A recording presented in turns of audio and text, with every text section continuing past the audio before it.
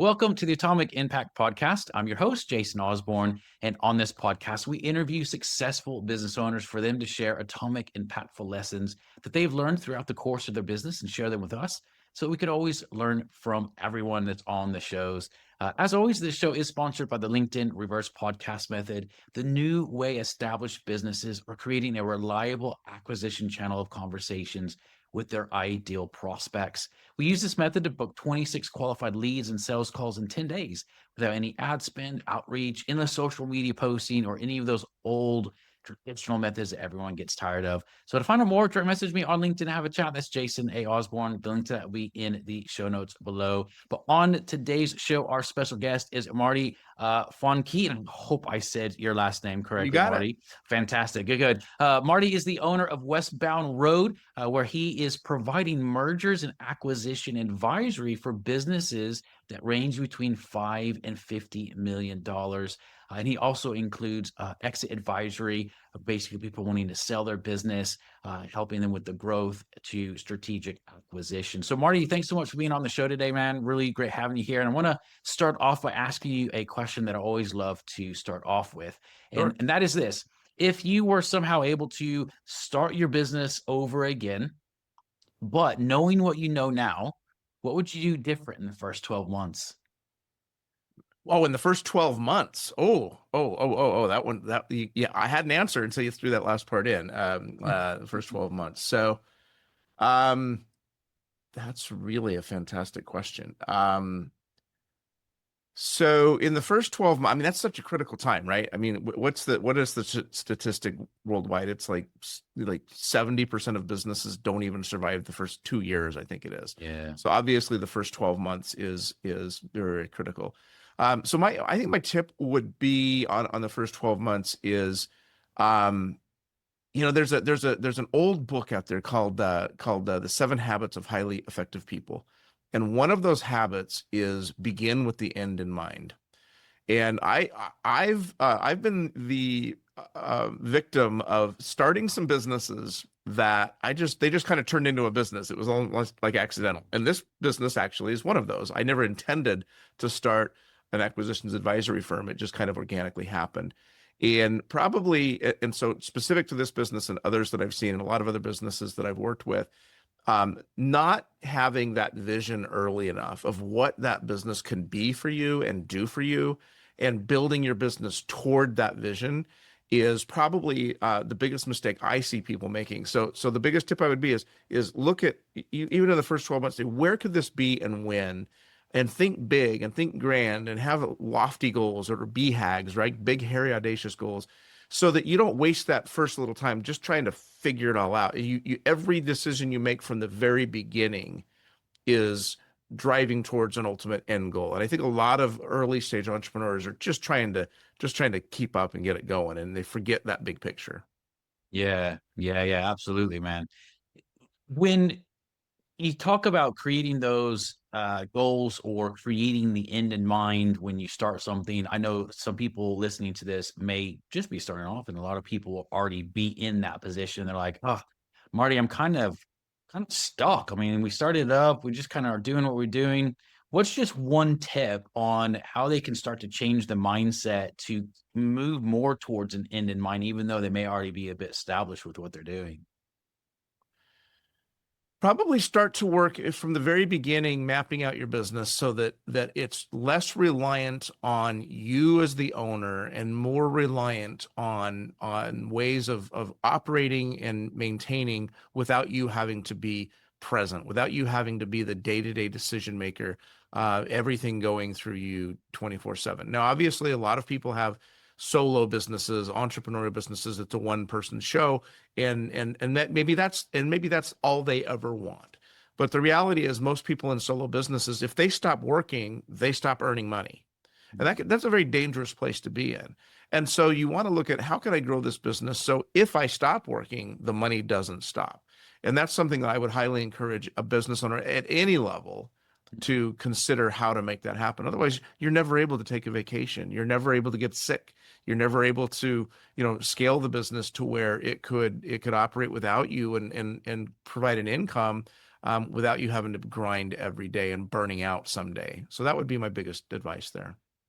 Yeah, no, I think it's a great way to look at it as well as how can I grow the business to a place where I don't have to be in it, it can just Right. run without me. And I think, that's everyone's dream, to be able to do that as well, which But is brilliant. shockingly though, it's not. A lot of Yeah. entrepreneurs don't think of that. They're doing their thing and they go years and all of a sudden they go, man, I'm burned out. Or worse, something happens that well, I call them 5 Ds and a B, which is something happens that forces them to have to make a change in their business. And without that business being prepared that way, one of the 5 Ds and a B comes and gets them. And those 5 Ds and a B are divorce, disease, death, debt, which is financial issues, disagreements and partnerships we see, and the B is burnout. And most business owners don't plan for those things to happen, but the reality is 100% of business owners are going to exit their business someday in some way, Yeah. and very few actually prepare for that event. Yeah. Yeah. Yeah. Man, that's some great advice for sure. Well, as people are looking to grow and scale, obviously it means they need to be doing more outreach, more marketing, more things to do. And I'm interested to hear your perspective on this because I know you advise on a lot of this thing. As people are growing, what's some advice that you have put into your own business or even given to other businesses on being able to grow and scale, but without becoming spammy in the process and still being able to maintain the authenticity behind what they do? Yeah, absolutely. So I have over $1 billion in growth through organic, going out and selling stuff to somebody, whether that be through television, through business to business, you name it. I've done it in my career. And about a decade ago, I had an epiphany and I realized that it's really hard to scale a business organically, right? It's really hard to sell more stuff. You'll find that you're stretching your advertising. When you try to scale advertising, it generally becomes less efficient because, everybody knows that half the ads you put out don't work. You just don't know which half, right? And so as you scale your advertising, sometimes it gets less efficient, less profitable. You might have to hire more people, hire more salespeople. You don't know if they're all going to work out. And so generally when businesses try to hyper scale, they generally fail. And they generally lose money when it's all said and done. They lose profitability because scaling is very expensive.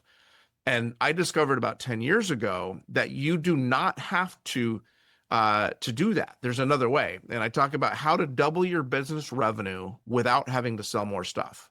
And what that method is strategic acquisition. So let's say that you have a business. Let's say that you are you're a print shop in a town, and you do like signs and banners, and you do commercial printing and brochures and etcetera for businesses in the city. And you say, I want to double my business. So now you got to go out. You got to figure out how to reach more businesses, how to sell them more stuff, how to you might have to cut your rates, you might have to do a lot more advertising. Listen, but what if instead there was another print shop in town that was competing to you? Now you're competing against them for your customers, right? Mhm. And you go to that print shop and say, I would like to buy you. Let's say you're doing $2 million a year and that print shop is doing $2 million a year and you want to double your business.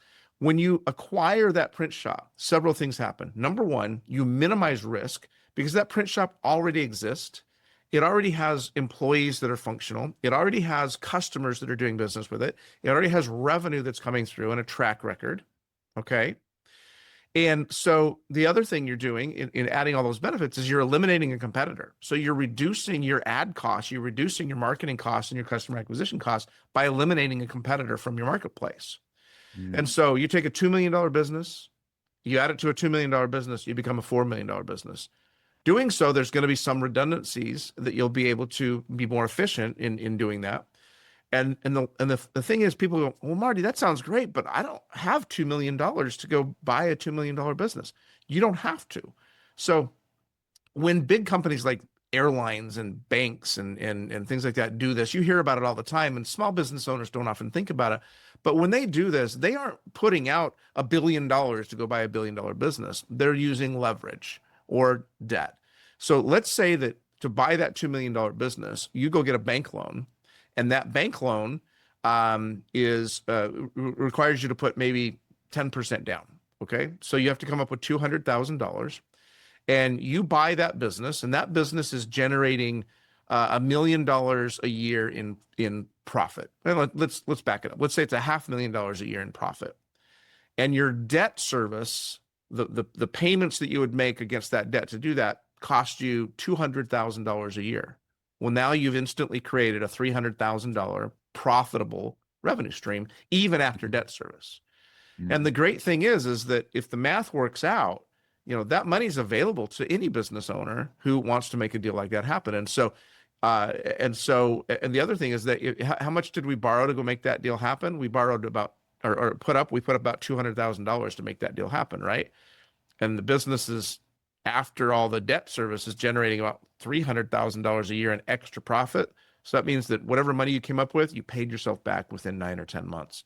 And that's the power of leverage or leverage buyouts or acquisitions. And big businesses understand this all day long, but small business owners don't always think about it. And I learned this quite a while ago. I had a business. It was an e-commerce business. This was in the earlier days of e-commerce. I had a business that was doing about $1.5 million a year. And we were doing okay, but I had a competitor who was doing quite well. I learned that they were doing about $2 million a year. And they were doing a couple of things that were really, really amazing in some of their marketing strategies. My team was doing some really great things. But I was just bumping heads with them every single day. And so we acquired that business. Their team was really phenomenal. Our team was phenomenal. We put the two teams together. So now we have my little business at $1.5 million a year. We have their business at $2 million a year. We put the two businesses together. What do you think we did revenue-wise after the second year? I'd say it's multiples of that. I wouldn't say it's a combination of it. You're on track, and you're way ahead of most people when I ask them this question. Yeah, because it's economies of scale, I think, what you're bringing into that. And so it leverages up quite a lot. And I think, I'm just making some guesses now. I'd say even like you're probably reducing a lot of ad spend potentially because Absolutely. you're like, I think there's lots of different things that you can multiply with it. So that's my assumption. I'll give you the answer. We went from $1.5 million business and a $2 million business. We combined them. By the end of the second year, we were doing $30 million a year. Whoa. That was the power of combining two great businesses together, eliminating the competition of each other and focusing on taking over a market. So that's the example of how you can double or 10x your revenue without having to try and figure out how to sell more stuff. I literally bought the intellectual capital of that team that was there. I bought their customers. I bought their revenue stream. I bought their warehouse that we were shipping products out of. I bought all that, and overnight we exponentially grew. And your business can do that too if you think about this as a strategy. I love that. My mind's spin with all sorts of stuff. I think I love to make sure that what I'm going to communicate is correct, but I think if it is, it might help some people as well, because you're talking about taking out a loan for the 200,000 and all that stuff.